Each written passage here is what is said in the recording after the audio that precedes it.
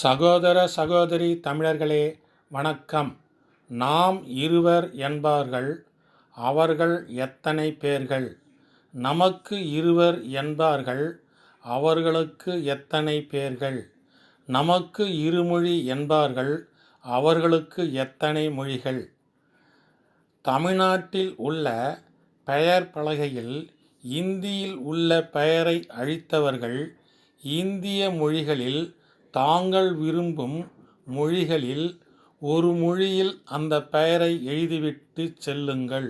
அதுவே மத்திய அரசின் மும்மொழி கல்விக் கொள்கை. தமிழர்களே, அறிந்திடுங்கள், ஆராய்ந்திடுங்கள், விழித்திடுங்கள், பிஜேபியில் சேர்ந்திடுங்கள், படித்திடுங்கள் மும்மொழி கல்வியை, உலகெங்கும் வேலைகள் செய்திடுங்கள், உலகில் உயர்ந்திடுங்கள். நாம் இருவர் என்பார்கள், அவர்கள் எத்தனை பேர்கள்? நமக்கு இருவர் என்பார்கள், அவர்களுக்கு எத்தனை பேர்கள்? நமக்கு இருமொழி என்பார்கள், அவர்களுக்கு எத்தனை மொழிகள்? தமிழர்களின் தீர்ப்பே மகேசன் தீர்ப்பு. சகோதர சகோதரி தமிழர்களே, நன்றி, வணக்கம்.